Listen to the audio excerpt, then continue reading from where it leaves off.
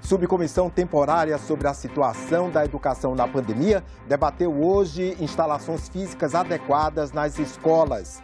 Senado vai analisar projetos sobre o uso abusivo de instrumentos jurídicos. E eleitores têm até quinta-feira para solicitar o direito de voto em trânsito.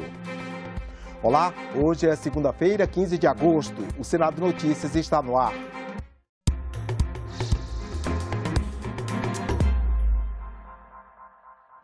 A subcomissão temporária que acompanha os impactos da pandemia da Covid-19 na educação debateu em audiência pública nesta segunda-feira a infraestrutura das escolas. A luta pelo ensino público de qualidade no Brasil já tem mais de 100 anos. Um dos pioneiros foi conterrâneo do intelectual brasileiro e senador Rui Barbosa. A pregação desse arauto e o empenho dele começaram bem cedo. O Anísio Teixeira, então, ele é o grande defensor dessa causa no Brasil.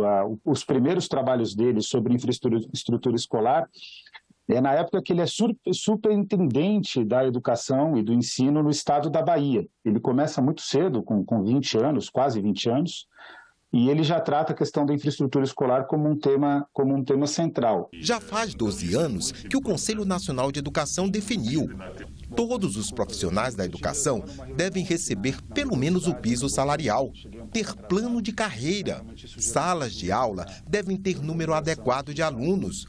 Toda escola há de contar com biblioteca, laboratórios, internet de banda larga, alimentação de qualidade e transporte para os alunos.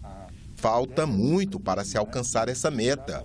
Veja a questão das bibliotecas. Aqui eu acho que é o elemento mais central, o acesso à biblioteca, à sala de leitura, 92% para o grupo 6, que é o mais favorecido, ao passo que é 49% para o grupo 1. Dificuldades de infraestrutura, lentidão nas iniciativas, desigualdades persistentes, pandemia. O rol de problemas é grande, mas no poder público sempre há técnicos e gestores em busca de fazer avançar o ensino de qualidade. O PAR, o Plano de Ações Articuladas, ele é um mecanismo de planejamento plurianual, operacionalizado de 4 em 4 anos. Atualmente estamos no PAR 4, que é de 2021 até 2024, por meio do qual os municípios cadastram suas necessidades de melhoria na rede pública. É por meio deste mecanismo, deste instrumento PAR, que o município pode elaborar o planejamento da educação dele. Nós temos disponíveis no site do FNDE alguns manuais de orientações técnicas. São manuais para seleção do terreno, são manuais para orientação de elaboração de projetos para educação infantil e elaboração de projetos para ensino fundamental. Pode ser votado ainda este mês pelo Senado o projeto que prevê medidas de combate à prática do lawfare. Vamos entender o que é isso na reportagem de Isabela Dutra. O uso abusivo e estratégico de instrumentos jurídicos para prejudicar uma empresa ou a própria economia é chamado lawfare. Parlamentares e juristas comparam essa prática a uma dissimulada arma de guerra, que leva o adversário a desperdiçar recursos financeiros ou a perder sua legitimidade. E apontam que leis anticorrupção têm sido usadas para perseguição a pessoas e destruição de empresas e empregos. A proposta em tramitação no Senado quer tornar os instrumentos jurídicos brasileiros alinhados aos de outros países para a defesa das empresas. O texto define que a cooperação de pessoa jurídica brasileira com agência ou órgão de Estado estrangeiro será feita somente pelo Poder Executivo Federal. O objetivo é evitar que informações sensíveis de empresas nacionais sejam repassadas de maneira prejudicial a elas.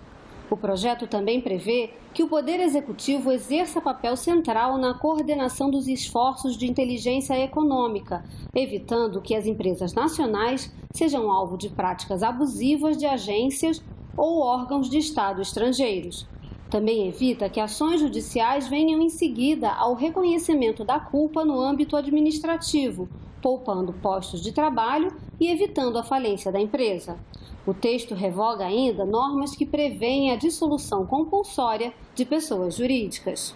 Eu vejo como um passo atrás, porque essa PL está colocando alguns institutos que vão sim limitar, né, alguns instrumentos jurídicos. A gente tem uma evolução tão grande depois de grandes investigações, com empresas colaborando com as investigações, efetuando, né, os acordos de leniência a nível nacional, e esse instituto ele vem justamente interromper uma comunicação internacional que ela é muito relevante. A troca de informações entre as autoridades brasileiras e americanas principalmente, né, é uma troca que ela vem sendo institucionalizada há muitos anos, né, desde 2013 no contexto de Lava Jato. Então você dá um passo atrás a nível de investigação internacional e nacional, eu não vejo isso como algo positivo. Eu acho que isso é negativo, eu acho que isso vai limitar instrumentos já bem desenvolvidos como o acordo de leniência, e eu vejo que não é suficiente. Por causa do lawfare, o Brasil perdeu bilhões de reais em face da Operação Lava Jato. Então, o lawfare precisa ser combatido, precisa ser enfrentado. O lawfare é um predador do direito. Mas também, talvez, pudéssemos avançar no próprio projeto do senador Carvalho, aperfeiçoando-o, trazendo essa discussão para o âmbito, por exemplo, do direito penal, né, em que o lawfare também pode ser utilizado, e foi muito utilizado, não somente para destruir empresas, mas também para destruir reputações e prejudicar pessoas. Talvez aí se possa fazer algum ajuste. Outro projeto que deve ser votado ainda este mês é o que obriga planos de saúde a cobrirem tratamentos que não estejam previstos pela Agência Nacional de Saúde. Ele veio da Câmara para o Senado e vai direto ao plenário. Os planos de saúde são obrigados a cobrir mais de 3.300 procedimentos previstos pela Agência Nacional de Saúde. A lista inclui consultas, exames, terapias e cirurgias, além de medicamentos, órteses e próteses. Em junho, o Superior Tribunal de Justiça determinou que as operadoras de saúde não devem cobrir qualquer tratamento que esteja fora dessa lista. A decisão provocou bastante polêmica, por acabar com a cobertura de pacientes que dependiam dos planos de saúde para outros tratamentos. Representantes do movimento de mães de autistas vieram ao Senado protestar contra a decisão do STJ. O STJ deu um balde de água fria em todas as famílias, dificultou o acesso à saúde, deu uma dificultada muito grande na hora da gente conseguir acesso via judicial. Porque se o rol é taxativo, não adianta a gente entrar na justiça, não é? Então, por exemplo, há 4 anos atrás, quando eu tive o diagnóstico dos meus filhos, o plano de saúde negou dizendo que o rol é taxativo. Ok, a gente entrou na justiça e com 15 dias, veja como foi rápido, com 15 dias eu consegui eliminar e meu filho começou a fazer as terapias. E hoje meu filho é outra criança. Já é a 7ª vez que eu venho a Brasília.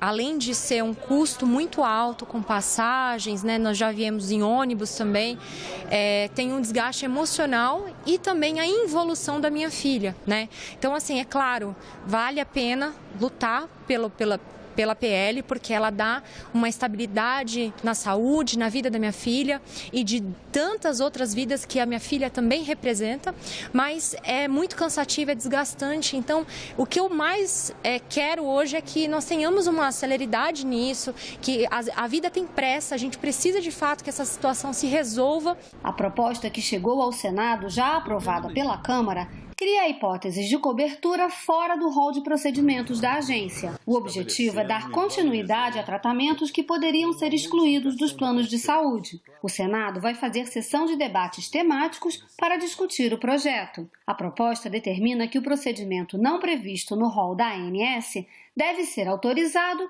se existir comprovação de eficácia dele, baseada em evidências científicas e plano terapêutico. Se houver recomendação de adoção do procedimento pela Comissão Nacional de Incorporação de Tecnologias no SUS. Se pelo menos um órgão de avaliação internacional recomendar o tratamento para seus cidadãos. A lista deve ser atualizada pela ANS a cada incorporação e serve de referência para planos de saúde contratados desde 1º de janeiro de 1999. É importante que, indo direto ao plenário, haja ao menos uma sessão de debates para poder ouvir a sociedade e os segmentos em torno desse projeto e ainda no mês de agosto ele seja deliberado diretamente no plenário, sem a necessidade de passar pelas comissões permanentes da Casa. Termina hoje o prazo para registro das candidaturas a presidente, governadores, senadores, deputados federais e deputados estaduais ou distritais. E amanhã começa oficialmente a campanha eleitoral. Veja alguns prazos importantes para o eleitor ficar atento. Cerca de 156 milhões de brasileiros estão aptos a votar nas eleições deste ano. No dia 2 de outubro, eles deverão ir às urnas para escolher presidente da República, governadores, senadores, deputados federais, estaduais e distritais. Há 2 meses da votação, eleitores, mesários e partidos devem ficar atentos para não perder prazos importantes. Quem quiser votar fora do domicílio eleitoral, por exemplo, deverá registrar essa intenção até o dia 18 deste mês e indicar o local em que pretende votar. Os eleitores que estiverem fora da sua cidade, mas no mesmo estado, poderão votar para todos os cargos. Já os que estiverem em outro estado poderão votar apenas para presidente da República. 18 de agosto também é o prazo limite para que pessoas com deficiência ou mobilidade reduzida possam informar a Justiça Eleitoral se querem votar em uma sessão diferente. E a partir de 30 de agosto, todos os eleitores já poderão consultar pelo aplicativo ou site informações atualizadas sobre as sessões de votação. A realização da eleição acontece em 340 mil sessões eleitorais do país. A votação acontece ali e a apuração acontece também ali. Depois disso, é só a soma aritmética do resultado dessa sessão, que é publicado e é impresso em uma folha de votação, que é colocado logo em seguida do lado de fora da sessão eleitoral e é publicada também, será este ano, publicada na internet.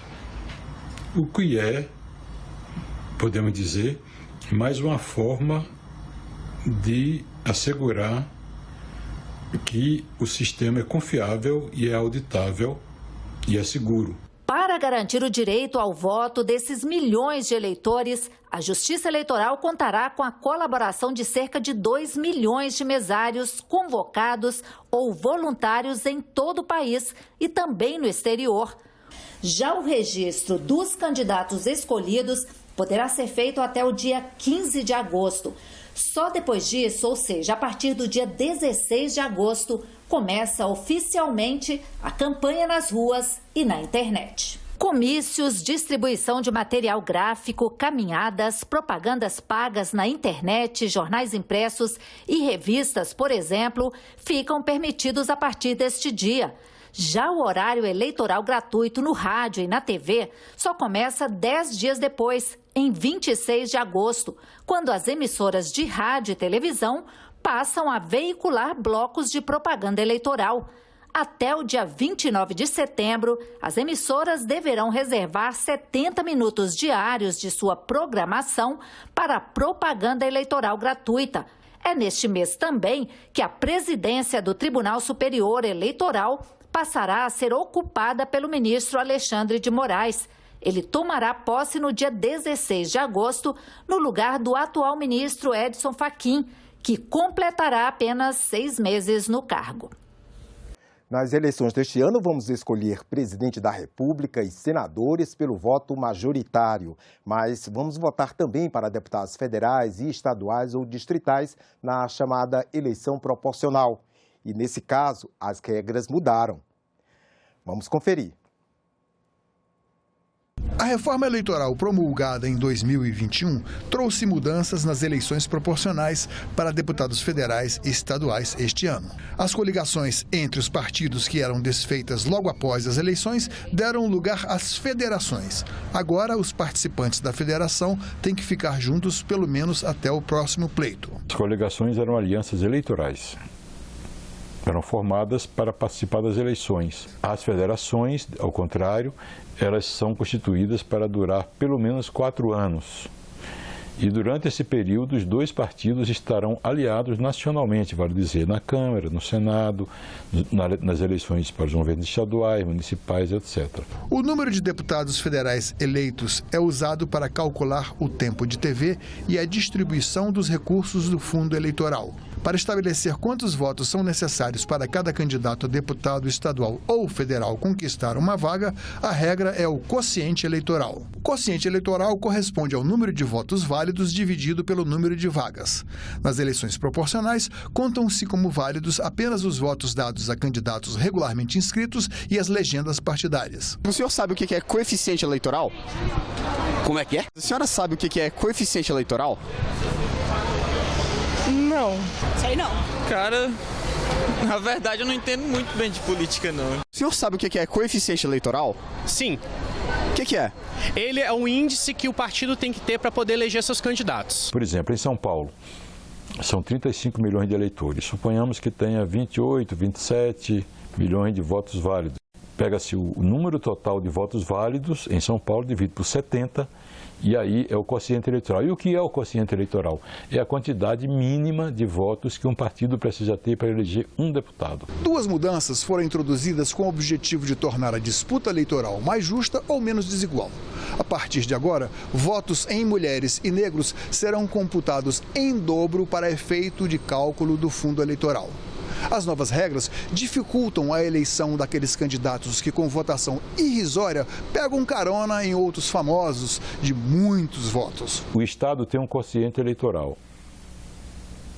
Esse quociente é exigido do partido.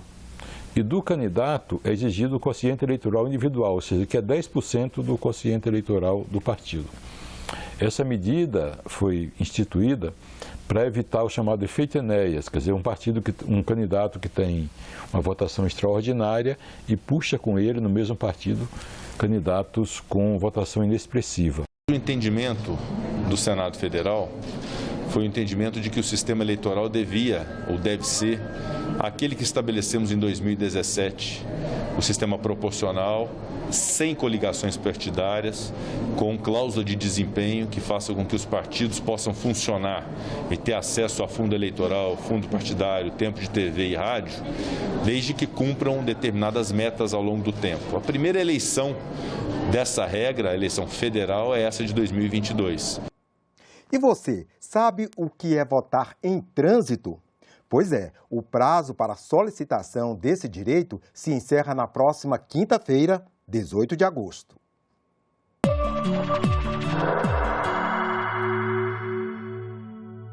Votar em trânsito é exercer seu direito a voto em um local diferente do seu domicílio eleitoral. Qualquer eleitor que esteja com sua situação eleitoral regularizada pode solicitar essa transferência temporária para outra sessão dentro do Brasil. É possível, inclusive, votar cada turno em uma cidade diferente. Moro em Natal, no Rio Grande do Norte, e acho muito bom votar em trânsito porque eu vou votar aqui em Brasília do meu presidente. Eu achei muito boa essa oportunidade de votar em trânsito porque eu não queria deixar de exercer meu direito de voto. Moro atualmente fora do meu domicílio eleitoral e as passagens para esse período estão bastante caras. Então a solução foi ir até o TSE e solicitar o voto em trânsito. Foi bastante fácil. Eu acho mais fácil, né? Que aí eu não vou precisar de deslocar, né, de Brasília para ir para minha cidade só para votar. sendo que eu tenho essa possibilidade de votar aqui. O eleitor que fizer a transferência temporária dentro do mesmo estado de seu domicílio eleitoral poderá votar para presidente da República, governador, senador, deputado federal e deputado estadual ou distrital. Se a transferência for para um local fora do estado eleitoral de origem, a pessoa poderá votar apenas para presidente da República. Eu nunca tinha feito isso, é a primeira vez que eu voto em trânsito. E acho uma pena que não dê para votar para governador também, mas pelo menos o principal está garantido, né? Acho muito bom, porque a gente vota, participa do processo político do nosso país, aonde a gente estiver. Se eu estiver no Brasil, eu voto em qualquer lugar. Eu quero votar em qualquer lugar, mas eu não quero deixar de votar. Não há voto em trânsito para quem está em outro país. Mas eleitores com o título da zona eleitoral do exterior que estiverem no Brasil no dia das eleições poderão votar para presidente da República em qualquer capital ou município com mais de 100 mil eleitores. Além disso, indígenas, quilombolas ou integrantes de comunidades remanescentes também podem solicitar a transferência temporária para votar em uma sessão eleitoral de sua escolha, desde que essa tenha vagas suficientes. Pessoas com deficiência ou mobilidade reduzida podem solicitar a transferência para uma sessão apta a atendê-los. A habilitação para voto em trânsito deve ser feita até o dia 18 de agosto, quinta-feira, presencialmente, em qualquer unidade de atendimento eleitoral, como cartório, central ou posto de atendimento. E a relação dos locais onde será possível votar em trânsito pode ser conferida no site do Tribunal Superior Eleitoral. A identificação biométrica dos eleitores começou em 2008 e, atualmente, 75% estão com as digitais cadastradas. Mas quem não fez a biometria não precisa se preocupar.